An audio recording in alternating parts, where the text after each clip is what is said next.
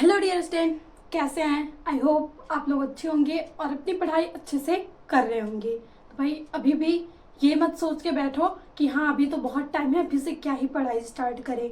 अगर आपने class 12th के लिए अपना मतलब स्कूल जा रहे हो, कहीं भी कोचिंग जा रहे हो या मतलब कहीं से भी पढ़ रहे हो और पूरा फोकस आपका पढ़ाई पे है, तो प्लीज़ अच्छे से पढ़िए कि अब मेरे पास बिल्कुल भी टाइम नहीं है, मैं अभी से स्टार्ट करूँगा ताकि हमारे बोर्ड एग्ज़ाम आते आते कोई पैनिक ना हो कि सिलेबस ख़त्म नहीं हुआ, ये चीज़ें नहीं हुई, ये पढ़ लो वो पढ़ लो, कोई ये सारी समस्या का मतलब आपको फेस न करनी पड़े। तो जैसा कि हमने आपका केमिस्ट्री का फर्स्ट चैप्टर स्टार्ट किया है सॉल्यूशंस, तो बहुत सारे टॉपिक को हमने क्लियर भी कर लिया है क्योंकि फर्स्ट में हमने इंट्रोडक्शंस पढ़ा, फिर उसके बाद हमने टाइप्स पढ़ा, फिर उसके बाद हमने कंसंट्रेशन टर्म्स पढ़ा, फिर हमने मोलता तथा मोलारिटी के बारे में पढ़ा। आज हम पढ़ेंगे विलेयता के बारे में। अब ये हमारा चैप्टर स्टार्ट होता है यहाँ से, मतलब अब आखिर हम कैसे घोलते कैसे विलयन को, हम बनाते कैसे हैं विलेयता। सॉल्युबिलिटी, इस टॉपिक के बारे में हम पढ़ेंगे। तो जैसा कि आपने देखा था कि हमने टाइप में देखा था कि हम ठोस को द्रव में घोल सकते हैं, फिर ठोस को ठोस में घोल सकते हैं, द्रव को गैस में गैस को द्रव में घोल सकते हैं। तो ये सारे टाइप्स हमने देखा था। तो आखिर इनको हम घोलते हैं तभी तो विलयन तैयार होता है। तो उन्हीं को हम देखेंगे आखिर कैसे घोला जा रहा है।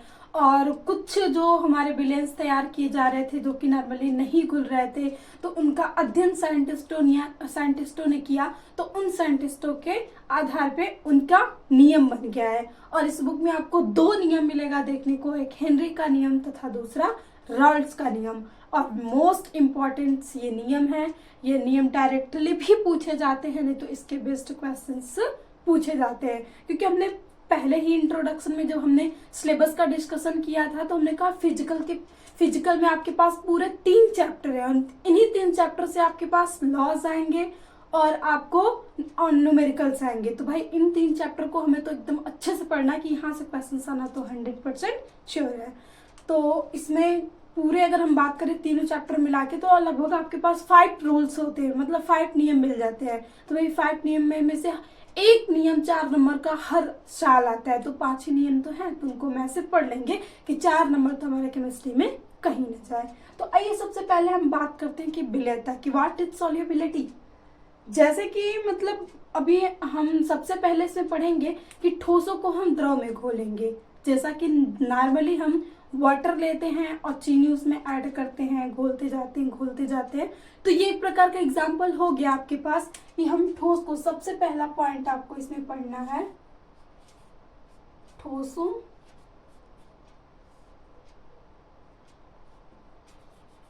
की द्रव में विलेयता, द्रव में विलेयता। अब आखिर ये कैसे घुलेंगे, इसमें जो आपके फिजिकल टर्म्स होते हैं उस पे क्या इफेक्ट पड़ेगा, ये सारी चीजें हम देखेंगे। तो देखिए वही विलेयता वही कहते हैं कि किसी भी ठोस पदार्थ की किसी भी द्रव में जो घुलने की मतलब प्रक्रिया होती है उसे ही हम विलेयता कहते हैं। अब इसमें बहुत सारी चीजें की, जैसे कि जनरली हमने जल को विलायक के रूप में मानते हैं। तो जल में हम सोडियम को घोल सकते हैं, चीनी को घोल सकते हैं, लेकिन कुछ ऐसे भी ठोस हैं जिनको कि हम जल में नहीं घोल सकते हैं और उसको किसी अदर विलायक में घोला जा सकता है। तो आखिर ऐसा क्यों होता है? जैसे कि हम एग्जाम्पल में ले लें तो नैप्थलीन को कभी भी हम जल में घोल नहीं सकते हैं, लेकिन नैप्थलीन को हम बेंजीन में घोल सकते हैं। वैसे ही हम सोडियम ले लिए, सोडियम क्लोराइड, उसको हम बेंजीन में नहीं घोल सकते हैं लेकिन जल में घोल सकते हैं। आखिर ऐसा क्यों? जब बोला जा रहा है कि ठोसों की द्रव में विलेयता, तो द्रव हमारा एक जल है, तो इसमें तो सभी ठोस घुल जाने चाहिए। आखिर यहाँ पे कौन सा रूल्स लागू होता है? तो आप याद रखिएगा कि जब भी ठोसों में विलेयता देखी जाती है तो इसमें एक वर्ड होता है कि समान, समान को घोलता है, घोलता है। इंग्लिश में बोले तो like dissolve, like dissolve like. इसी बेस पे आप किसी भी ठोस को किसी भी जल में घोलेंगे। अब ये लाइक डिजॉल्व लाइक क्या है भाई, लाइक से क्या समझ में आ रहा है इसमें? तो हम बोल सकते हैं कि इसमें जो होगा आपका जो ध्रुवी होगा, ध्रुवी को घोलेगा, ध्रुवी को घोलेगा। एंड आपका जो अध्रुवी होगा,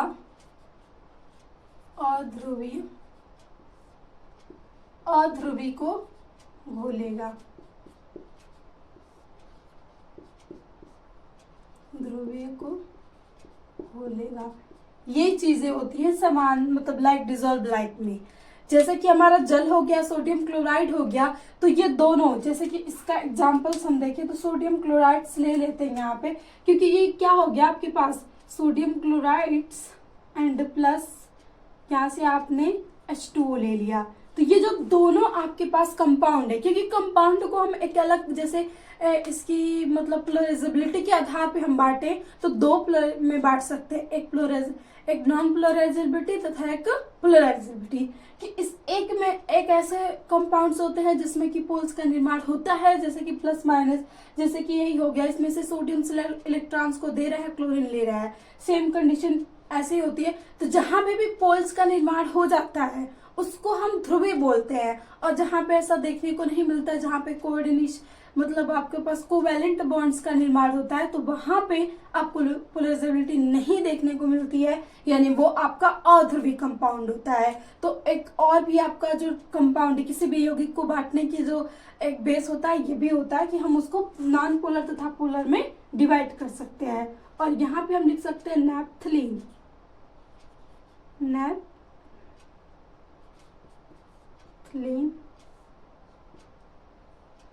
प्लस बेंजीन। ये हो गया आपके पास एक नॉन ध्रुवी को एग्जाम्पल्स, और ये हो गया आपके पास ध्रुवी का एग्जाम्पल्स। ये तो हो गया आपके पास जो मतलब बिलेन जो तैयार हुआ था ब्ले प्लस बिलाक से मिलके, उनकी प्रकृति के आधार पे हो गया कि हाँ उसकी प्रकृति कैसे रहेगी, तो कैसे घुलेंगे। अब ये जब घुलेंगे आपके पास, तब यहां से मान लीजिए बिले प्लस विलायक, ये दोनों मिलके आपके बनाएंगे विलयन। ये हो गया आपके पास यहाँ से मतलब ठोसों की द्रव में विलयता। जैसे कि आपने ऐसा देखा होगा कि थर्माकोल्स आते हैं जो वाइट्स मतलब डेकोरेशंस में किए जाते हैं यूज, स्पंजी टाइप होते हैं। और कभी हमें बड़े वाले मिल जाए तो मतलब बच्चे उसे रगड़ते हैं, उसके साथ खेलते हैं, और इसके जो बबल्स होते हैं उसको फोड़ने पे थोड़ी आवाज करती है, तो उससे खेल मतलब बचपन में आपने कभी किया होगा, तो इसको फोड़ने में बहुत ही इंटरेस्ट मतलब मजा आता है। और पेट्रोल्स, इसके बारे में तो आपने सुना ही होगा। आप चाहे जितने बहुत आधे गिलास आप पेट्रोल ले लो और इतने बड़े आप थर्माकोल को उसमें डिसॉल्व कर सकते हो। तो भाई ये कैसे संभव है कि हमने जल को तो इतना मतलब पेट्रोल को इतना सा लिया और इतना सारी हमने मात्रा थर्माकोल की खोल ली। तो उसमें भी ये होता है कि समान को, वो भी हाइड्रोकार्बन्स होता है और आपके जो पेट्रोल्स होते हैं वो भी हाइड्रोकार्बन्स होते हैं, तो आसानी से ये उसको खोल लेता है। अब इसके आधार पे भी हम जो विलयन होता है उसको दो भागों में बांटते हैं। एक आपके पास ये विलयन की कैटेगरी होती है संतृप्त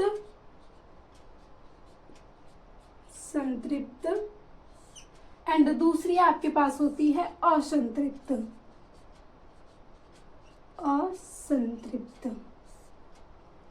अब देखिए जो संतृप्त होता है ना, कि जैसे एक फिक्स मात्रा हो कि हाँ इतने द्रव में हम इतने ठोस को घोल सकते हैं, अब उससे अधिक हम द्रव को उसमें नहीं घोल सकते, तो वो संतृप्त। जैसे कि संतृप्त विलयन में एक साम्य स्थिति आ जाएगी, साम्य स्थिति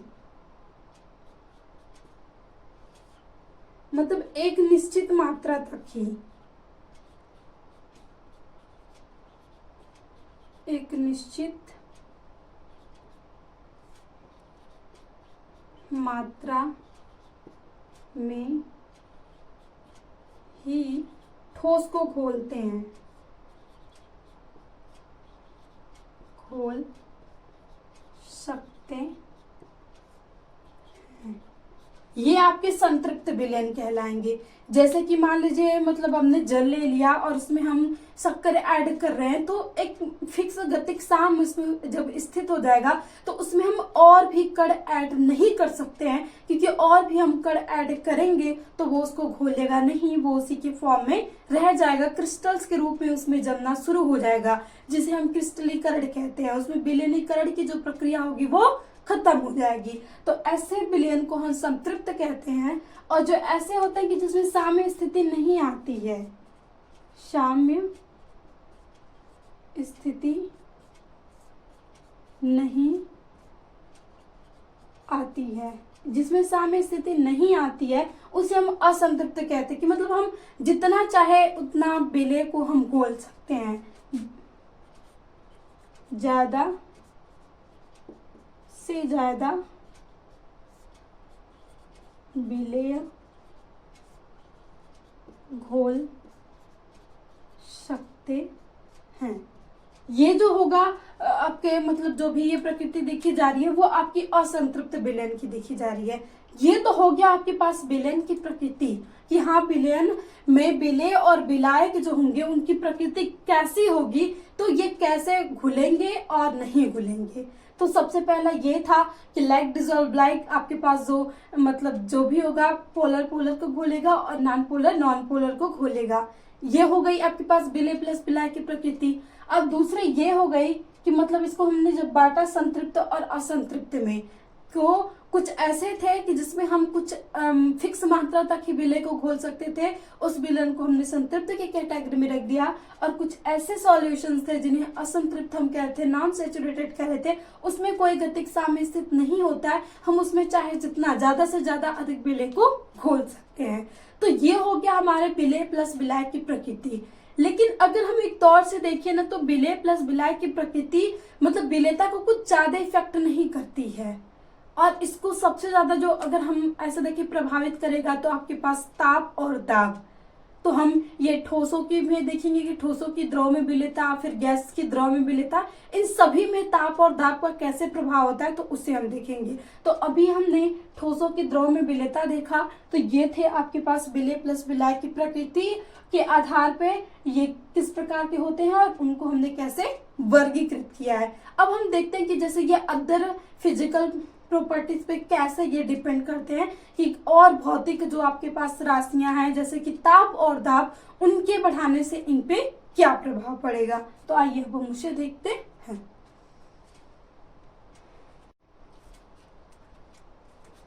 तो हम सबसे पहले इसमें देखेंगे ताप का प्रभाव। ताप का प्रभाव, अब देखिए ताप का प्रभाव इसमें कैसे करता है। तो ताप के प्रभाव में हम यहाँ पे अगर हम ताप के आधार पे किसी भी कंपाउंड्स को या किसी भी मतलब जैसे कि आप देखिए एक चीजें होती है कि जैसे कि हम जब क्लास 10th में पढ़ते हैं रासायनिक अभिक्रिया, उसका वर्गीकरण करते हैं, तो उसमें एक टॉपिक आपको ये भी मिलता है कि हम रासायनिक अभिक्रिया को उष्माशोषी तथा उष्माक्षेपी, एंडोडर्मिक तथा एक्सोथर्मिक, एंडोथर्मिक तथा एक्सोथर्मिक रिएक्शन में इसको डिवाइड करते हैं। लेकिन आप एक चीज याद रखिएगा, ये जो विलयंस बन रहा है ना, इसमें रासायनिक अभिक्रिया नहीं हो रही है, इसमें एक फिजिकल चीजें हो रही है। कभी भी इसमें ये मत बोलिए कि ये केमिकल्स रिएक्शंस हो रही हैं, ये आपकी रासायनिक अभिक्रिया नहीं हो रही है, ये एक प्रक्रिया हो रही है बस खुलने की। तो इसे हम रासायनिक प्रक्रिया में नहीं रख सकते। अब ताप के प्रभाव पे हम दो चीज को, जैसे कि एक होता है आपके पास उष्मा शोषी और दूसरा है उष्मा क्षेपी। तो देखिए जैसे कि कुछ अवस्था में होते हैं, जैसे कि मान लीजिए हमने गर्म वाटर ले लिया और उसमें अगर हम मतलब ठोस को जैसे चीनी को ऐड करें तो वो थोड़ा जल्दी से घुल जाएगी। अगर वही हम नॉर्मल पानी ले लिया और उसमें हम चीनी को घोलें तो वो थोड़ा लेट घुलेगी। तो ऐसा क्यों? क्योंकि ये जो आपका जल और ग्लूकोज के घुलने का जो ये जल और ग्लूकोज में मतलब जल और चीनी में ये जो संबंध है ना, ये है आपके पास एक प्रकार का उष्मा शोषी।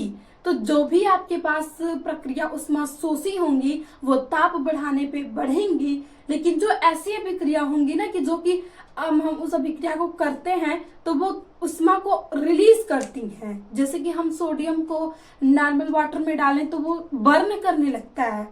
तो यहाँ पे आपके जो होगा ना, यहाँ पे अगर आप ताप बढ़ाओगे ना तो इसके विलेयता, जैसे कि वहां पे तो मान लीजिए वो खुलता नहीं है, ऐसे अगर हमको एग्जाम्पल ले लें तो यहाँ पे उसकी विलेयता कम हो जाएगी।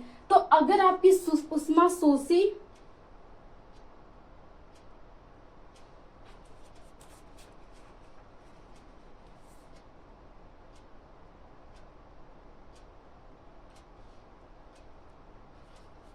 यदि आपकी जो प्रक्रिया हो वो उष्मा शोषी प्रक्रिया हो तो आप ताप बढ़ाने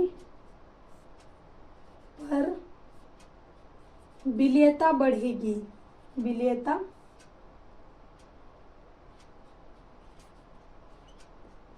बढ़ेगी। और यही जो प्रक्रिया उष्मा शोषी प्रक्रिया हो तो ताप बढ़ाने पर घटेगी। तो ये चीजें आपको इसमें याद रखना है कि अगर किसी भी हम ठोस को द्रव में घोल रहे हैं तो अगर बोल दिया जाए कि इसमें ताप का क्या प्रभाव होगा, आप बताइए कि ताप जो होगा वो विलेयता पे क्या प्रभाव डालेगा, घटाएगा या बढ़ाएगा। तो हम कहेंगे कि इसमें प्रक्रिया दो प्रकार की हो सकती है, एक उष्मा शोषी, दूसरा उष्मा क्षेपी। यदि ये जो प्रक्रिया उष्मा शोषी प्रकार का है, विलेय प्लस विलायक को मिला के अगर बनाने से ये उष्मा शोषी प्रकार का है, तो अगर हम ताप इंक्रीज करेंगे तो इनके घुलने की क्षमता जो होगी वो बढ़ जाएगी। लेकिन वहीं यदि ये उष्मा क्षेपी प्रकार का है, जैसे कि ऐसी प्रक्रिया जिसमें खुद वो ऊर्जा मुक्त करती हैं, तो वहां पे अगर हम टेम्परेचर देंगे तो वो विलेयता को घटा देगा, क्योंकि टेम्परेचर देने का मतलब हम उसको एनर्जी दे रहे हैं। तो मान लीजिए इसके पास तो खुद एनर्जी रिलीज करता है, तो और हम एनर्जी डालें तो इसकी विलेयता क्या हो जाएगी, कम हो जाएगी। और जो ऐसे हैं कि जिन्हें जो ऐसे हैं कि मान लीजिए जो बिना एनर्जी लिए वो रिएक्शन ही नहीं देती, मतलब जैसे कि वो प्रक्रिया ही नहीं दर्शाएंगे विलेयता का, तो उसे हम उस प्रकार की अभिक्रिया को बोलते हैं कि उष्मा शोषी। जिन्हें चाहिए उष्मा तभी जाके वो आगे प्रक्रिया को प्रदर्शित करेंगी, तो वहां पे आपको ताप बढ़ाने से विलेयता बढ़ेगी। तो ये था आपके पास ताप का प्रभाव। अब इसमें जो अगर हम जैसे दाब भी देखें तो उसे हम देख लेते हैं बस ऐसे ही। तो दाब का प्रभाव तो इसमें जो होता है ठोसों की द्रव में विलेयता में कोई दाब का ज्यादा प्रभाव नहीं होता है। हम लिख सकते हैं कि ठोसों की द्रव में विलेयता पर दाब का विशेष प्रभाव नहीं होता है, दाब का विशेष प्रभाव नहीं होता है। तो ये है इसमें कि इसमें कुछ ज्यादा फर्क नहीं पड़ता है कि हम दाब अगर लगाए भी बढ़ाए भी, तो दाब से हमारे ठोसों की द्रव की विलेयता पे ज्यादा कोई फर्क नहीं पड़ता है। और लेकिन ताप का थोड़ा सा पड़ता है, और ताप में भी ये दो टाइप्स के हो। तो यदि उष्मा शोषी है तो विलेयता बढ़ेगी, उष्मा क्षेपी है तो विलेयता घटेगी। तो ये था आपके पास अदर फिजिकल प्रॉपर्टीज, जैसे कि आप विलेय प्लस विलायक की प्रकृति को अगर मतलब उसकी प्रकृति पे जो ये विलेयता की मतलब डिपेंडेंट मतलब प्रभाव होता है वो ज्यादा इफेक्ट नहीं करता है, लेकिन वो इन भौतिक फैक्टर्स पे डिपेंड करता है कि ताप बढ़ेगा तो क्या होगा, और दाब पे तो कुछ कमी है, लेकिन ताप पे यहाँ पे आपको इसमें चेंजेस देखने को मिलेंगे। अब ये तो हो गया क्योंकि इसमें ज्यादा नियम नहीं आए, क्योंकि हम ठोसों को द्रव में घोलना कोई मतलब एकदम बाहुबली का काम नहीं है कि नहीं हम ठोसों को द्रव में कैसे घोलेंगे यार, यहाँ पे तो ये आसानी से घुल नहीं सकता भाई, ये बहुत नॉर्मल है, ये अभिक्रिया हो सकती है। लेकिन नेक्स्ट जो आएगी आपके पास गैसों की द्रव में विलेयता। अब यहाँ पे आता है भाई भौकाल, क्योंकि गैस तो वैसे ही अगर उसको रिलीज कर दिया जाए तो वो ऊपर ही जाएगी, इधर उधर फैलेगी, और ऊपर से उसको हमें जल में घोलना है, लिक्विड में घोलना है, तो ये आपके पास मुश्किल काम होता है, ये चैलेंजिंग होता है। तो इन चैलेंजिंग को सॉल्व करने के लिए कुछ साइंटिस्टों ने की हमारी हेल्प, और उसको हम देखते हैं, और उन्हीं के रूल्स को भी हम देखेंगे, उनके फार्मूले को भी देखेंगे, उनके अनुप्रयोग। भाई कुछ काम पड़ा तभी तो वो खोजे होंगे, बिना आवश्यकता के ना कोई भी कुछ काम नहीं करने वाला है। तो कहा जाता है ना, आवश्यकता ही आविष्कार की जननी है, तो उसे बस आप याद रखिएगा। अगर स्क्रीनशॉट लेना हो तो ले लीजिए। आगे हम देखते हैं गैसों की द्रव में विलेयता।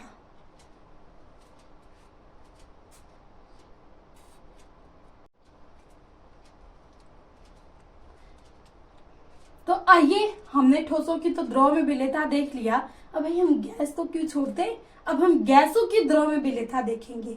और यहाँ पे शुरू होता है चैलेंज, क्योंकि अभी आपको नॉर्मली दे दिया जाए कि हाँ भाई ये लो, इस बोतल में आपके पास एक गैस भरी हुई है, और ये लो आपके पास लिक्विड, और कहा जाए कि आप इन दोनों को घोलो।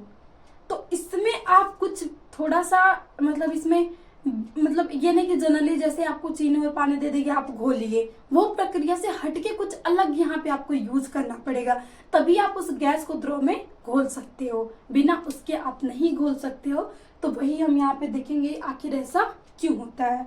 तो सबसे पहले देखिए, अगर हम देखें तो जो आपके पास ऑक्सीजन होती है वो जल में बहुत कम विलेय होती है, और वो जो ऑक्सीजन की थोड़ी सी जो विलेय होती है ना, घुलनशील की मात्रा होती है, वो जलीय जीवों के लिए जीवन का कारण बनती है, क्योंकि वो जल से ही ऑक्सीजन को ले लेते हैं। लेकिन वहीं अगर देखें तो हम हाइड्रोजन क्लोराइड जो होता है, वो हाइड्रोजन क्लोराइड आपके पास लिक्विड फॉर्म में और गैस फॉर्म में भी होता है। तो हाइड्रोजन क्लोराइड गैस फॉर्म में भी हो तब भी वो आपके जल में बहुत अधिक घुल जाता है। तो यहाँ पे अगर हम पहला देखें तो देख सकते हैं कि जो ऑक्सीजन होती है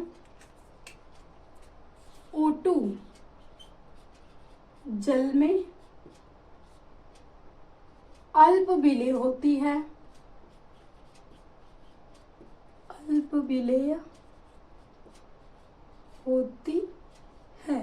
आगे इसी का रीजंस भी हम देखेंगे। और जबकि आपका जो HCl होता है, HCl जल में अत्यधिक विलेय होता है, अत्यधिक विलेय होती है। आपके पास HCl गैस यहाँ पे लिख लो, HCl गैस, क्योंकि HCl गैसीय फॉर्म वाला हम ले रहे हैं। तो जो HCl गैस हाइड्रोजन क्लोराइड है वो भी गैसीय अवस्था में जल में बहुत अधिक विलेय होता है, लेकिन वही जो ऑक्सीजन होता है वो जल में मतलब क्या होता है, थोड़ा अल्प विलेय होता है। अब यहाँ पे हम देखें तो हम बात कर सकते हैं कि गैसों की जो द्रव में विलेयता होती है, ये ताप और दाब से बहुत ही ज्यादा इफेक्ट होती है। तो हम लिख सकते हैं कि गैसों की द्रव में विलेयता, गैसों की द्रव में विलेयता ताप व दाब, ताप व दाब से अत्यधिक प्रभावित होती है, अत्यधिक प्रभावित होती है। अब हम यहाँ एग्जाम्पल्स के लिए बनाते हैं 2 बीकर। ये हो गया हमारा फर्स्ट, और ये हो गया हमारा सेकंड। अब इस पे हम बना लेते अपना विलेय प्लस विलायक।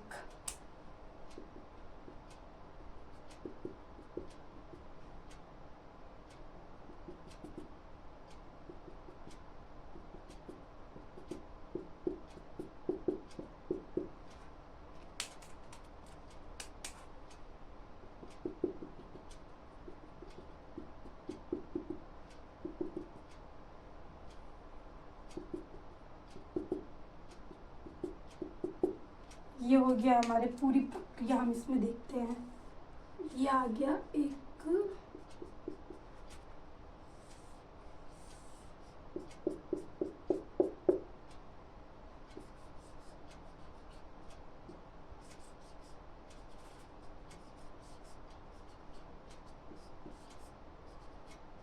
W2।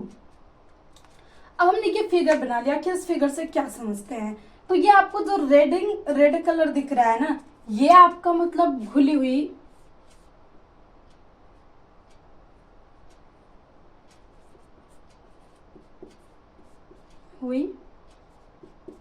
गैस, और यहाँ पे ये इतनी सी है घुली हुई गैस। या तो आप ये लिख सकते हो कि ये विलयन तैयार हो गया विलय प्लस विलायक के मिलके, यानी ये गैस और द्रव यहाँ पे इतने हैं, और गैस और द्रव, तो ये जो रेड वाली चीज हमने डॉट किया यहाँ पे गैस द्रव दोनों मिक्स हो चुके हैं, सेम इसमें भी है। लेकिन आपको यहाँ पे कुछ डिफरेंस देखने को मिला है ऐसे फिगर से, तो आप बोलोगे हाँ कि यहाँ पे जो गैस और द्रव की जो मात्रा है वो बहुत कम घुली हुई है, लेकिन यहाँ पे हम देखें तो बहुत ज्यादा घुली हुई है। और ये जो आपको ब्लू डॉट दिख रहे हैं, ब्लू डॉट का मतलब ये गैस की मात्रा है। तो इसमें आप देख रहे हो कि इस गैस की मात्रा अधिक है और यहाँ पे गैस की मात्रा कम है। आखिर यहाँ पे आपको क्या चीजें देखने को मिली? और यहाँ पे एक चीज याद रखना कि टेम्परेचर आपका सेम है, यहाँ पे भी T1 टेम्परेचर है और यहाँ पे भी T टेम्परेचर है, यानी दोनों जो है निश्चित ताप पे है। लेकिन आप ऊपर देखोगे कि आखिर ये W1, W2, W2 क्या दिखाया गया है, तो ये है आपके पास प्रेशर, अप्लाइड प्रेशर, और यहाँ पे भी है अप्लाइड प्रेशर। तो आप देख रहे हो कि यहाँ पे प्रेशर कम लगाया गया है और यहाँ पे प्रेशर मतलब यहाँ पे जो आपका दाब है वो कम है और यहाँ पे जो दाब है वो अधिक है। तो यहाँ पे का जो दाब लगाया जा रहा है वो आपके पास कम है और यहाँ पे अधिक है। तो अब तो आपको आइडिया लग गया होगा कि आखिर दाब का प्रभाव क्या होगा। तो अब यहाँ से हम कह सकते हैं कि अगर हम यहाँ से ले लें कि निश्चित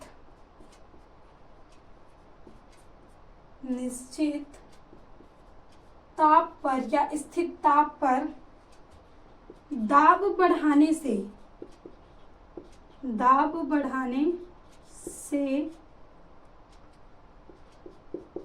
गैस की द्रव में विलेयता बढ़ती है। क्या होती है आपके पास? विलेयता बढ़ती है। ये चीजें थी कि आप जितना अधिक दाब लगाओगे उतना अधिक आपके जो गैस की विलेयता होगी वो उतना अधिक खुलता जाएगा। अब ये समझ में नहीं आया तो आपने कभी कोल्ड ड्रिंक तो पिया ही होगा भाई। अब गर्मियों का मौसम आ गया है तो अब तो दिन में ऐसा लगता है कि हाँ एक कोल्ड ड्रिंक पी ले। तो अगर आप उसकी बोतल लेके आते हो तो वो बहुत टाइटली बंद की रहती है, तो वो टाइटली बहुत कंप्रेस्ड करके वो अधिक दाब पे लगा के उस कैप को हम बंद करते हैं। अगर उस कैप को हम ढीला बंद करते तो वो आपकी जो कोल्ड ड्रिंक है वो बहुत जल्दी खराब हो जाती और वो ठंडी नहीं रहती उतनी, क्योंकि आपके कोल्ड ड्रिंक में CO2 गैस मिलाई जाती है। और CO2 गैस की एक प्रकृति होती है कि वो शीतलन का मतलब गुण दर्शाता है कि वो किसी भी अगर जल में घोला गया तो वो जल को ठंडा रखेगा, किसी भी लिक्विड में अगर उसे घोल दिया जाए तो उसे शीतल बना के रखेगा। तो भाई गैस CO2 गैस है, तो गैस को हमें जब द्रव में घोलना था तो हमें दाब लगाना था। बिना दाब लगाए आप किसी भी गैस को द्रव में घोल नहीं सकते।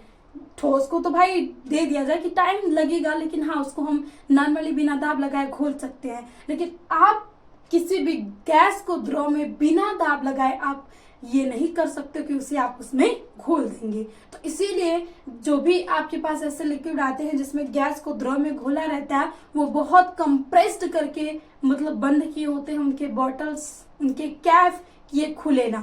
और जैसे ही मान लीजिए हम उनको खोलते हैं ना तो ऐसे उसमें गैस निकलती है, ऐसे एक आवाज सी आती है। और हम कोल्ड ड्रिंक के बॉटल्स को थोड़ा सेक कर दे तो जैसे कि अभी हम देखेंगे ताप के प्रभाव में भी, तो ताप का भी प्रभाव जैसे उष्मा सेपी तथा उष्मा शोषी उसी के आधार पे होगा। तो अगर हम उसको थोड़ा सा शेक कर दे तो उसके कणों की गति मिल जाएगी। और जो गैस तो वैसे ही भी गतिशील होता है, उसको एनर्जी मिली तो भाई वो ऊपर जाने के लिए बहुत ज्यादा एक्साइटेड हो जाता है। तो जैसे ही आप कैप खोलोगे तो तरह से मुंह के सामने किए तो फिर आपको पता चलेगा कोल्ड ड्रिंक मुंह के पीने की वजह से पूरा चेहरा पी लेगा आपका। तो यही होता है, वो गैस अचानक से निकलते क्योंकि उसको बहुत ज्यादा एनर्जी मिल चुकी होती है। तो यही चीजें होती हैं। अब इन्हीं चीजों को डिफाइन किए थे सबसे पहले हमारे हेनरी साहब जी ने, और हेनरी ने अपना एक नियम दिया, जिस नियम को हम लगा के मैथमेटिकली भी हम बता सकते हैं कि हाँ इसमें कितना प्रेशर अप्लाई करना होगा और बिले मतलब गैस को कितने बिले में हम घोल सकते हैं। क्योंकि अब ये तो हो गया, लेकिन इससे ये तो नहीं फिक्स हो रहा है कि भाई हम कितना प्रेशर लगाएं। अब ये तो हमें पता लगाना होगा ना, तो इसको पता लगाया था हेनरी ने, और मोस्ट इम्पॉर्टेंट नियम है तो उसको हम देखते हैं। थोड़ा सा आप इस फिगर को समझ लो, फिर उसके बाद हम हेनरी लॉ को देखते हैं।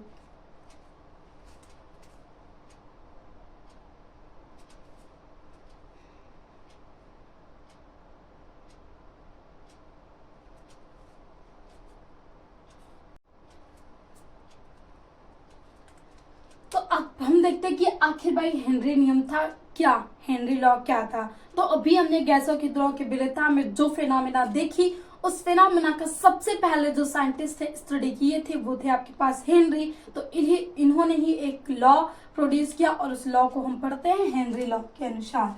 तो ये है आपके पास हेनरीज लॉ। अब देखिए इस लॉ की एक छोटी सी डिफिनेशन है और एक छोटा सा सूत्र है। तो उस डिफिनेशन को हम सबसे पहले देखते हैं कि किसी गैस का वाष्प अवस्था में आंशिक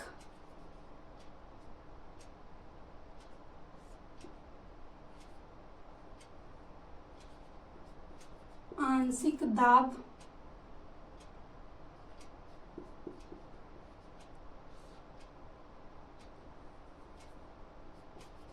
विलयन में गैस के मूल अंश के समानुपाती होती है। मूल अंश जिसे हम एक्स से प्रदर्शित करेंगे के समानुपाती होती है, समानुपाती होती है। देखिए हमने इसीलिए कंसंट्रेशन टर्म्स में कहा था भाई मोल अंश को अच्छे से पढ़ लेना, क्योंकि ये आपका पीछा छोड़ने वाला नहीं है। पूरे चैप्टर में मोल अंश वेरी वेरी इंपॉर्टेंट है, तो याद ही होगा। और फिर एक बार हम रिवाइज कर लेंगे यहाँ पे भी। तो कहा जा रहा है कि किसी गैस का वाष्प अवस्था में आंशिक दाब विलयन में जितनी गैस घोलनी है उसकी मात्रा के क्या होगा, समानुपाती होगा। तो आप यहाँ पे इस आंशिक दाब को हम P स्मॉल p से प्रदर्शित करेंगे और इसको हम समानुपाती बोल सकते हैं कि ये समानुपाती है आपके पास x के। ये कहा हेनरी ने। अब ये समानुपाती का चिन्ह जब ये हटाना तो एक कांस्टेंट आया और उस कांस्टेंट को हम कहते हैं हेनरी कांस्टेंट। तो जब हम समानुपाती का चिन्ह हटाए तो यहाँ से P बराबर KH x, और ये था आपके पास मेन फार्मूला। इस फार्मूले का यूज करके हम किसी भी मतलब सवाल में किसी भी मतलब कोई भी सवाल दिया जाए ऐसा कि गैस को द्रव में घोलना है तो उसकी मात्रा बताओ या कितना दाब लगाना है, वो हम आसानी से फाइंड आउट कर सकते हैं। तो KH जो होता है वो आपके पास हर एक मतलब गैस के लिए अलग होता है। तो आपके पास KH प्रत्येक गैसों के लिए अलग अलग होता है, अलग अलग होता है। जैसे कि और एक फिक्स टेम्परेचर पे भी होता है। जैसे कि अगर आप 200 यहाँ से मतलब 293 केल्विन पे ले लो तो जो आपकी नाइट्रोजन्स की जो होती है आपके पास वो 76.48 होती है। तो आपको KH का मान जो होगा वो हमेशा दिया होगा, क्योंकि जो KH है वो आपके पास KH का जो नाम है हेनरी स्थिरांक, हेनरी स्थिरांक। तो जब भी सवाल देगा तो आपके पास KH का मान दे देगा और एक P का मान दे देगा तो X का पूछेगा। अगर यहाँ से X का मान दे दिया तो P का मान पूछेगा। P आपका ये इसमें क्या है, P आपका दाब है एंड जो X है वही आपके पास मूल अंश है। तो बस ये था आपके पास फार्मूले में। अब भाई हेनरी का नियम था, इसमें ताप का क्या प्रभाव पड़ेगा। तो यहाँ से हमने ये देख लिया कि मतलब दाब के प्रभाव से तो ये मिल गया एक फार्मूला। क्या ताप के प्रभाव से भी कोई फार्मूला मिलेगा? तो इसमें हम वो देखेंगे ताप का प्रभाव, कि आखिर इसमें ताप का प्रभाव क्या था। ताप का प्रभाव, तो जनरली आप ऐसे सोचो कि गैस के कण के पास वैसे ही ठोस तथा द्रव की अपेक्षा थोड़ी एनर्जी होती है, क्योंकि उनके कण बहुत दूर दूर होते हैं, तो उन्हें ऐसे रिलीज कर दिया जाए तो वो मतलब उड़ सकते हैं। लेकिन उन्हें और एनर्जी दे दिया जाए तो भाई वो और स्पीड से इधर उधर फैल जाएंगे। तो आखिर अगर हम उसमें टेम्परेचर, मान लीजिए हमने विलयन तैयार कर लिया है, दाब लगा के हमने गैस को द्रव में घोल लिया है, और हम टेम्परेचर बढ़ा दें तो फिर क्या होगा? फिर वो फट सकता है। आपने ऐसे देखा होगा कि ऐसे बॉटल्स में मान लीजिए थोड़ी बहुत तो एयर चली जाती है ना, क्योंकि जल में ऑक्सीजन तो घुली ही होती है। तो ऐसे मान लीजिए नहीं तो आपने ऐसे देखा होगा कि कभी कभी गाँव में ऐसे लोग गन्ने का रस बोतल में भर के रख देते हैं।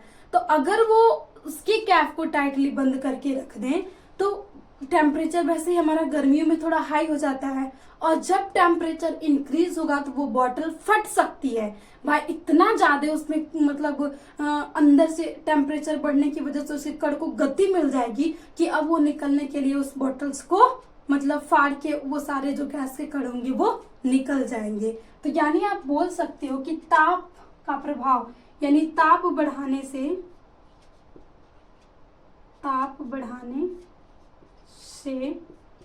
गैसों की द्रव में विलेयता घटती है। हम मान लीजिए अगर ये विलेयता बढ़ती ना तो फिर हम कोल्ड ड्रिंक को ऐसे धूप में ले जाके रख के आके पी लेते। ऐसा होता ना अगर ये ताप के आधार पे बढ़ती तो इसीलिए हम क्या कहते हैं कि वो ताप अगर हम बढ़ाएंगे तो विलेयता घट जाएगी। इसीलिए हम कोल्ड ड्रिंक को सीधे ले जाके फ्रीजर में रखते हैं कि ताप थोड़ा कम रहेगा तो वो आपकी जो दाब की घुलने की है वो अच्छे से गैस खुली रहेगी और वो ठंडा बना रहेगा। क्योंकि जितना ज्यादा आपका कार्बन डाइऑक्साइड उसमें घुला है उतना ज्यादा जितना देर तक वो ठंडा रह सकता है। लेकिन आप टेम्परेचर जैसे ही बढ़ाओगे, जैसे कि हम उसको फ्रिज से बाहर लेके आते हैं, वो बहुत जल्दी क्या होता है, गर्म हो जाता है, खराब हो जाता है। फिर आखिर इनका अनुप्रयोग क्या था भाई हेनरी के नियम का? तो अब इसमें हम देख लेते हैं अनुप्रयोग। तो एक था वही कोल्ड ड्रिंक बनाने के लिए, तो भाई हम कोल्ड ड्रिंक नहीं, हिंदी में हम लिख सकते हैं शीतल पेय पदार्थ बनाने में। शीतल पेय पदार्थ बनाने में। और यहाँ पे जो गोताखोर होते हैं, गोताखोर समुद्रों में श्वास लेने के लिए यहाँ पे इस नियम, देखिए अगर इस नियम का पता नहीं होता ना कि आखिर जितना जैसे कि प्रेशर बढ़ा रहे हैं, अगर हम हेनरी ने ये मतलब डिफाइन ही नहीं किया होता कि प्रेशर बढ़ाने से आपकी जो विलेयता है गैसों की वो बढ़ रही है, तो हम जो गोताखोर थे ना वो आज जाके गोताखोर आपके समुद्र में बहुत सारी चीजों का रिसर्च नहीं कर पाते। क्योंकि जैसे ही हमें पता है कि अगर हम नीचे जाएंगे तो प्रेशर बढ़ेगा, और प्रेशर बढ़ेगा तो हमें पता है कि गैसों की विलेयता द्रव में बढ़ेगी। तो अब नीचे हम जा रहे हैं तो वहां पे ये तो है नहीं जरूर कि ऑक्सीजन ही है, ऑक्सीजन तो कम ही होता जाता है, और भी जहरीले गैस है, लेकिन वो भी तो गैस के फॉर्म में ही है, तो वो भी हमारे शरीर में घुल जाएंगे, जैसे कि नाइट्रोजन जैसे हानिकारक, तो वो हमारे ब्लड में जाके ब्लड वेसल्स को मतलब फाड़ देंगे, जिसकी वजह से हमारी मृत्यु भी हो सकती है जो भी गोताखोर गए। तो इसीलिए वो समुद्र में जाने से पहले सिलेंडर्स लेके जाते हैं ऑक्सीजन के लिए, और वो जो सिलेंडर्स तैयार किए जाते हैं वो हेनरी के नियम के अनुसार ही तैयार किए जाते हैं। तो ये था आपके पास हेनरी का नियम, ये रहा उसका फार्मूला, और ताप का प्रभाव क्या होता है, एंड ये रहा आपके उसके अनुप्रयोग। तो हेनरी के नियम में इससे अलावा और कोई चीजें नहीं पूछता है। तो आई होप आपको ये सेशन अच्छा लगा हो और आप अच्छे से पूरे चैप्टर मतलब इस टॉपिक को रिलेट करके पढ़ पाए होंगे। हमारी बस यही मतलब कोशिश है कि आपको ये जो सब्जेक्ट है ना बोरिंग नहीं, इंटरेस्टिंग लगे, और आप ऐसे ही आराम से ऐसे मतलब फिजिकल्स देख के अपने आसपास चीजों से रिलेट करके आराम से इसे समझ लो। ये नहीं कि बस किताबी भाषा में बस लाइन रटनी है, हाँ ये लाइन ऐसे रट लो, वो लाइन ऐसे रट लो, ये बिल्कुल भी नहीं करना है। हमें सीधा इसे रिलेट करना है। रिलेट करके अगर हम पढ़ेंगे तो कोई भी जो अध्ययन होता है वो बहुत ही आसान हो जाता है। आई होप आपको ये सारी चीजें विलेता और हेनरी का नियम समझ में आ गया हो। तो अब नेक्स्ट सेशंस में हम रॉल्स का नियम देखेंगे, तो बस उसके लिए आप नेक्स्ट क्लास में आना मत भूलिएगा। तो यहीं पे हम करते हैं सेशंस का एंड। तो अगर आपको अच्छा लगा हो तो प्लीज अपने दोस्तों को भी शेयर कीजिएगा ताकि उनकी भी हो सके हेल्प। तो इसी के साथ अब हम मिलते हैं नेक्स्ट सेशन में। तो always be happy and be positive and work hard.